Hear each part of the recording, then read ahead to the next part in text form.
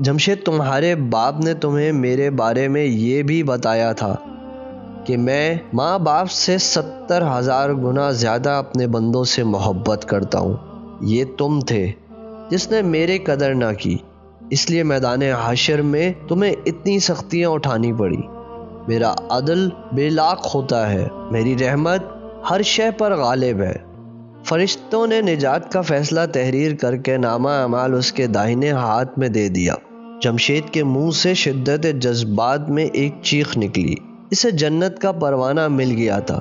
ہزاروں سال پر مبنی اس طویل اور سخت دن کی اذیت سے اسے نجات مل گئی، بلکہ ہر تکلیف سے اسے نجات مل چکی تھی۔ وہ بھاگتا ہوا آیا اور ہم دونوں سے لپٹ گیا۔ نائمہ پر شادی مرگ کی کیفیت طاری تھی۔ جمشید کی آنکھوں سے آنسو رواں تھے اور میں اپنے وجود کے ہر روشے کے ساتھ اپنے رب کریم کی حمد کر رہا تھا، جس کی رحمت نے جمشید کو معاف کر دیا تھا۔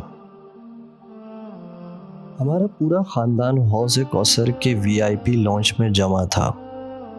میری تینوں بیٹیاں لیلا، عارفہ اور عالیہ، اور دونوں بیٹے انوار اور جمشید اپنی ماں نائمہ کے ہمراہ موجود تھے۔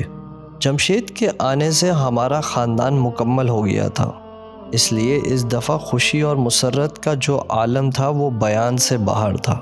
جو اپنے خاندان کو اکٹھا دیکھ کر میں نے اپنے پہلو میں بیٹھے صالح سے کہا، اپنوں میں سے ایک شخص بھی رہ جائے تو جنت کا کیا مزہ۔ میری بات کا جواب جمشید نے دیا، جس کی بیوی، بچے اور سسرال والوں کے بارے میں جہنم کا فیصلہ ہو چکا تھا۔ ہاں ابو، مجھ سے زیادہ یہ بات کون جان سکتا ہے۔ آپ بہت خوش نصیب ہیں۔ یہ خوش نصیب اس لیے ہیں کہ اپنے گھر والوں کی تربیت کو انہوں نے اپنا مسئلہ بنا لیا۔ وہ تو تم ہی نالائق تھے، ورنہ دوسروں کو دیکھو، سب کے ساتھ اچھا معاملہ ہوا۔ اس دفعہ نائمہ نے کہا، امی آپ ٹھیک کہہ رہی ہیں، مگر دنیا میں یہ خیال رہا کہ میرے ابو کی شفاعت مجھے بخشوا دے گی۔ دراصل میرے سسر کے ایک پیر صاحب تھے جن پر انہیں بہت اعتماد تھا۔ وہ ہمیشہ میرے سسر سے کہتے تھے کہ میرا دامن پکڑے رہو، میں قیامت کے دن تمہیں بخشوا دوں گا۔ بس وہیں سے مجھے یہ احساس ہوا کہ میرے ابو جیسا تو کوئی ہو نہیں سکتا، ان کی شفاعت میرے کام آئے گی۔ اس کی بات سن کر میں نے کہا، بیٹا تم بالکل غلط سمجھتے تھے۔ دیکھو تمہارے سسر کو ان کے پیر صاحب نہیں بچا سکے۔ حقیقت یہ ہے کہ شفاعت کو ذریعہ نجات سمجھنے کی دعوت نہ ہمارے نبی پاک صلی اللہ علیہ وآلہ وسلم نے دی، اور نہ قرآن مجید میں یہ کہیں بیان ہوا ہے کہ اسے ذریعہ نجات سمجھو۔ قرآن کریم تو نازل ہی اس لیے ہوا تھا کہ یہ بتائیں کہ آخرت کے دن نجات کیسے ہوگی۔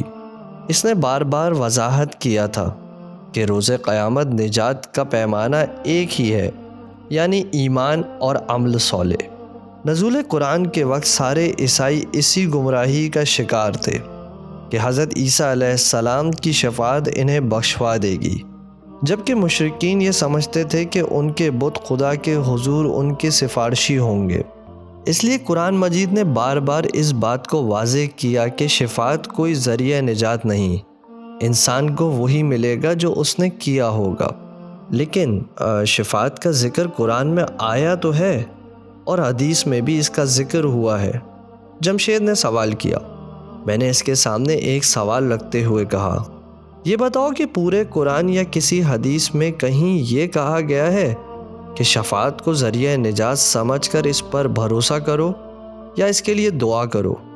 نہیں، ایسا تو کہیں بھی نہیں کہا گیا۔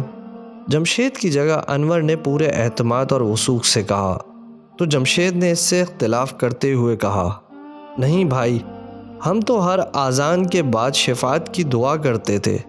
میں نے جمشید کی بات کا جواب دیا، یہ تو لوگوں نے حضور صلی اللہ علیہ وآلہ وسلم کی بات میں خود اضافہ کیا تھا۔ حضور صلی اللہ علیہ وآلہ وسلم نے صرف اتنا کہا تھا کہ میرے لیے مقام محمود کی دعا کرو تو میری شفاعت واجب ہو جائے گی۔ یہ نہیں کہا تھا کہ شفاعت کے لیے بھی دعا کیا کرو۔ یا اس پر بھروسہ کر کے عمل صالح چھوڑ دو اور مزے سے گناہ کرتے رہو۔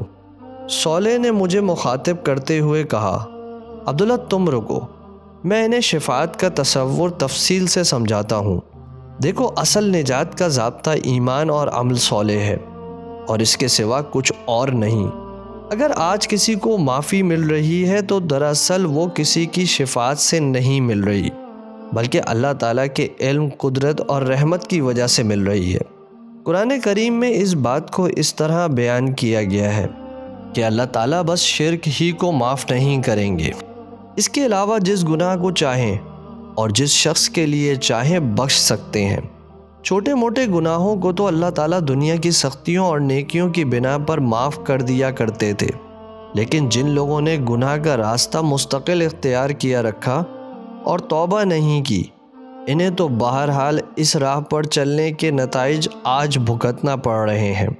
تاہم کوئی بندہ مومن جب اپنے گناہوں کی کافی سزا بھگت لیتا ہے، صالح نے یہاں تک بات مکمل کی تھی کہ جمشید نے لقمہ دیا، جیسے میں نے بھگتی ہے، یا پھر لیلا نے میدان حشر کی ابتدائی خواری اٹھائی تھی۔ بالکل، صالح نے اس بات کی تائید کرتے ہوئے اپنی بات جاری رکھی۔ میں یہ بتا رہا تھا کہ جب بندہ مومن اپنی خواری اور میدان حشر کی سختیاں جھیلنے کی بنا پر اللہ تعالیٰ کے اپنے قانون عدل کے تحت نجات کا مستحق ہو جاتا ہے، تو اللہ تعالیٰ کچھ نیک لوگوں کی گواہی کو، جو دراصل اس کی اچھے اعمال ہی کی گواہی ہوتی ہے، اس کی مغفرت کا بہانہ بنا دیتے ہیں۔ جیسے تمہارے لیے تمہارے ماں باپ کی گواہی مغفرت کا ذریعہ بن گئی، یا لیلا رسول اللہ صلی اللہ علیہ وآلہ وسلم کی اس گواہی کے نتیجے میں نجات پا گئی۔ لیکن دیکھ لو کہ اس میں بھی ذاتی ایمان اور ذاتی عمل کی موجودگی ضروری ہے، اور سزا تو بہرحال انسان کو بھگتنا پڑتی ہے۔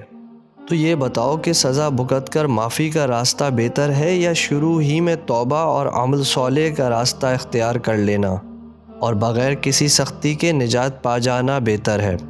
ظاہر ہے کہ پہلا راستہ بہتر ہے، مگر یہ بتائیں کہ پھر حضور صلی اللہ علیہ وآلہ وسلم کی شفاعت کی کیا حقیقت ہے؟ اس دفعہ عارفہ نے جواب دیا اور ساتھ میں صالح سے ایک سوال بھی کر لیا۔ حضور صلی اللہ علیہ وآلہ وسلم کی شفاعت کا مطلب اگر یہ ہوتا کہ لوگوں کے پاس کوئی نیک عمل نہ ہو، تب بھی حضور صلی اللہ علیہ وآلہ وسلم لوگوں کو بخش دیں گے، تو قرآن عمل صالح کی کوئی بات ہی نہیں کرتا، بلکہ قرآن کریم میں اللہ تعالیٰ حضور اکرم صلی اللہ علیہ وآلہ وسلم کی زبانی یہ کہلوا دیتے کہ لوگوں، بس مجھ پر ایمان لے آؤ، میں آخرکار تم کو بخش دوں گا۔ یہ تو عیسائیوں کا عقیدہ تھا، اور اس کا انجام انہوں نے آج بھگت لیا۔ نائمہ نے طنزیہ انداز میں کہا۔ صالح نے اس کی تائید میں کہا، ہم جانتے ہیں کہ قرآن میں ایسی کوئی بات بیان نہیں ہوئی ہے، اس کے برعکس سارے یقین دہانی اس بات کی ہے کہ ایمان لاؤ اور عمل صالح اختیار کرو اور سیدھا جنت میں جاؤ۔ باقی رہی حدیث، تو حدیثوں میں جو کچھ شفاعت کے بارے میں آیا ہے، اسے اگر قرآن کی روشنی میں دیکھا جاتا، جو آخرت کے بارے میں حقائق بیان کرنے کی اصل کتاب ہے، تو بات بالکل واضح تھی۔ وہ کیا بات ہے؟ جمشید نے پوچھا۔ وہ یہی کہ آج کے دن گناہ گاروں نے اپنے اعمال کی پوری سزا بھگتی ہے۔ اس کے بعد حضور اکرم صلی اللہ علیہ وآلہ وسلم کی درخواست وہ سبب بن گئی جس کی بنا پر لوگوں کی نجات کا امکان پیدا ہوا۔ یہ پہلی دفعہ اس وقت ہوا جب حضور اکرم صلی اللہ علیہ وآلہ وسلم نے اللہ تعالیٰ سے یہ درخواست کی تھی کہ انسانیت کا حساب کتاب شروع ہو، جس کے نتیجے میں لوگوں کو انتظار کی زحمت سے نجات ملی۔ دوسری دفعہ آپ صلی اللہ علیہ وآلہ وسلم نے اور دیگر انبیاء نے اپنی اپنی قوموں کو دی گئی اپنی تعلیم کی شہادت دی۔ یہ شہادت ان سب لوگوں کے لیے نجات کا باعث بن گئی جن کا عمل مجموعی طور پر اس تعلیم کے مطابق تھا۔ جیسے کہ میں، لیلا بولی، ہاں جیسا کہ تم۔ اور اب تیسری دفعہ حضور اکرم صلی اللہ علیہ وآلہ وسلم اس وقت درخواست کریں گے جب کچھ لوگوں کا معاملہ مؤخر کر دیا جائے گا، ان کا حساب کتاب آخری وقت تک نہیں کیا جائے گا، اور وہ اپنے گناہوں کی پیدائش میں حشر کے میدان میں خوار ہوتے رہیں گے۔ حضور اکرم صلی اللہ علیہ وآلہ وسلم ان کے لیے بار بار درخواست کریں گے، تاہم جب اللہ تعالیٰ کی حکمت اور علم کے تحت ان کا فیصلہ کرنا مناسب ہوگا تب حضور اکرم صلی اللہ علیہ وآلہ وسلم کو اجازت دی جائے گی کہ وہ ان کے حق میں کوئی بات کریں۔ پھر حضور اکرم صلی اللہ علیہ وآلہ وسلم کی درخواست کے نتیجے میں ان کا حساب کتاب ہوگا، جس کے بعد جا کر ان کی نجات کا کوئی امکان پیدا ہوگا، اور یہ ہوگا بھی سب سے آخر میں، جب ایسے لوگ اپنے تمام اعمال کی بدترین سزا بھگت چکے ہوں گے اور توحید سے وابستگی اور اپنے اچھے اعمال کی بنا پر نجات کے مستحق ہو جائیں گے۔ میرا ایک سوال ہے، انور نے پوچھا، وہ یہ ہے کہ اگر سب لوگ سزا بھگت کر ہی معافی کے مستحق بن رہے ہیں تو اس میں اللہ تعالیٰ کی رحمت کہاں سے آ گئی؟ یہ تو بس عدل ہو رہا ہے۔ بہت اچھا سوال ہے، صالح نے انور کی تحسین کرتے ہوئے جواب میں کہا، دیکھو، وہ اگر صرف عدل کرتے تو ایسے لوگوں کی اصل سزا جہنم کے عذاب تھے، جن کا بھگتنا میدان حشر کی سختیوں سے ہزاروں لاکھوں گنا سخت سزا ہے۔ عدل کے تحت ایسے لوگوں کو جہنم کی سزا بھگتنا چاہیے تھی، مگر ان کی رحمت یہ ہے کہ وہ حشر کی سختی کو جہنم کے عذابوں کا بدلہ بنا رہے ہیں۔ یوں اللہ تعالیٰ کی صفت عدل اور صفت رحمت کا بیک وقت ظہور ہو رہا ہے۔ صالح نے بات ختم کی تو جمشید نے کہا، تو یہ ہے اصل بات۔ میں تو اس غلط فہمی میں رہا کہ شفاعت کا مطلب یہ ہوتا ہے کہ ہم جتنی مرضی گناہ کر لیں، نبی پاک صلی اللہ علیہ وآلہ وسلم اور دیگر نیک لوگ ہمیشہ بخشوا دیں گے۔ یہ تصور اللہ تعالیٰ کی صفت عدل کے خلاف ہے۔ یہ بس ایک غلط فہمی تھی جو قرآن کریم کو سمجھ کر نہ پڑھنے کی وجہ سے لوگوں کو ہو گئی تھی۔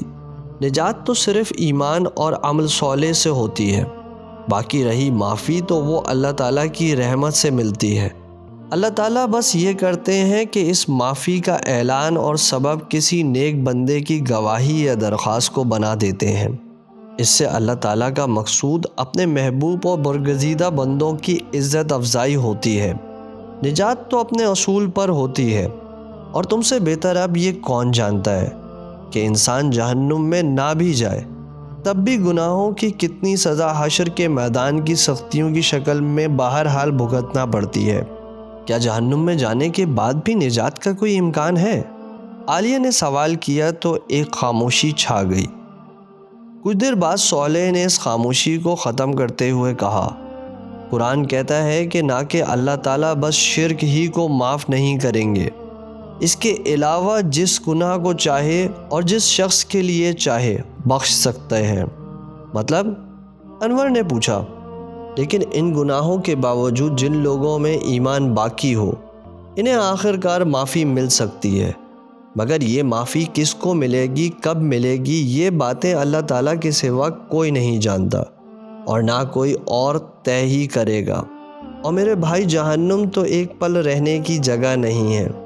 جو لوگ وہاں سے نکلیں گے وہ نہ جانے کتنے عرصے گزارنے کے بعد اپنی سزا بھگت کر نکلیں گے۔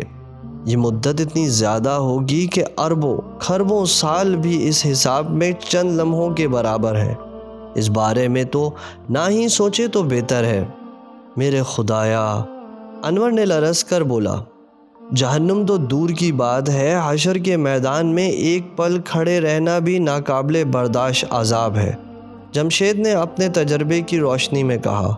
لیلا نے اس پر مزید اضافہ کیا، یہ گناہ کتنے بڑی مصیبت ہوتی ہے، کاش یہ بات ہم لوگ دنیا میں سمجھ لیتے۔ صالح نے اپنی بحث ختم کرتے ہوئے کہا، انسانوں کی دو سب سے بڑی بدنصیبیاں رہی ہیں۔ ایک یہ کہ حشر کے میدان کا مرکزی خیال حساب کتاب تھا، مگر لوگوں نے اسے شفاعت کا موضوع بنا دیا۔ دوسری یہ کہ انسانی زندگی میں مرکزی حیثیت الرحمن الرحیم رب العالمین کی تھی، جبکہ لوگوں نے غیر اللہ کو مرکزی خیال بنا دیا۔ میں نے صالح کی تائید کرتے ہوئے کہا، کتنی سچی بات کہی ہے تم نے صالح، کاش لوگ یہ بات دنیا میں جان لیتے۔ پھر میں نے اپنے بچوں کو مخاطب کرتے ہوئے کہا، میرے بچوں، اب دنیا کی زندگی قصہ ماضی ہو چکی ہے، اب تمہاری منزل ختم نہ ہونے والی جنت کی بادشاہی ہے۔ سکون، آسانی، محبت، رحمت، لطف و سرور، تمہیں یہ سب مبارک ہو۔ دیکھا تم نے ہمارا رب کتنا کریم و رحیم ہے۔ آؤ ہم سب مل کر اپنے رب کریم کی حمد کریں اور مل کر کہیں الحمدللہ رب العالمین۔ سب نے مل کر الحمدللہ رب العالمین کو ایک نعرے کی شکل میں بلند کیا۔ عبداللہ، حشر کے دن کی معلومات اپنے اختتام کی طرف بڑھ رہی ہے۔ تمہیں اگر حشر کے میدان سے کوئی دلچسپی باقی رہ گئی ہے تو دوبارہ وہیں چلے چلو۔ کچھ دیر بعد صالح نے مجھ سے مخاطب ہو کر کہا، اس وقت حساب کتاب کہاں تک پہنچا ہے؟ نائمہ نے دریافت کیا۔ لوگوں کی زیادہ بڑی تعداد آخری زمانے میں پیدا ہوئی تھی، وہ سب اب نمٹ چکے ہیں۔ مسلمانوں اور مسیحوں اور ان کے معاصرین کا عمومی حساب کتاب ہو چکا ہے۔ اس وقت یہود کا حساب چل رہا ہے۔ یوں سمجھ لو بیشتر انسانیت کی تقدیر کا فیصلہ ہو چکا ہے۔ دیگر امتوں میں لوگوں کی تعداد بہت ہی کم تھی، اس لیے اب بہت زیادہ وقت نہیں لگے گا۔ میرے استاد فرحان احمد کا کیا ہوا؟ تمہیں کچھ معلوم ہے؟ نہیں، میرا ان سے کوئی براہ راست تعلق نہیں، اس لیے میں ان کے بارے میں کچھ نہیں جان سکتا۔ یہ تو میں جانتا ہوں کہ وہ یہاں حوض کوثر میں نہیں ہے، باقی اللہ بہتر جانتا ہے کہ ان کا کیا ہوگا۔ ویسے بہتر ہے کہ اب تم اٹھ جاؤ۔ ٹھیک ہے، ہم لوگ چلتے ہیں، میں نے نشست سے اٹھتے ہوئے کہا۔ نائمہ اور بچے بھی ان کی نشستوں سے اٹھ گئے۔ نائمہ نے اٹھتے ہوئے کہا، میں اپنے بچوں کے ہمراہ ان کے خاندانوں کے پاس جا رہی ہوں۔ یہاں VIP لانچ میں تو صرف آپ کے بچے آ سکتے ہیں، ان کے بچے تو نیچے انتظار کر رہے ہیں۔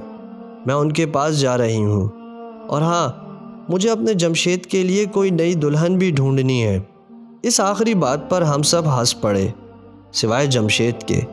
اس کی سمجھ میں نہیں آیا کہ وہ نئی دلہن کی بات پر ہنسے یا اپنی سابقہ بیوی کی ہلاکت پر افسوس کرے۔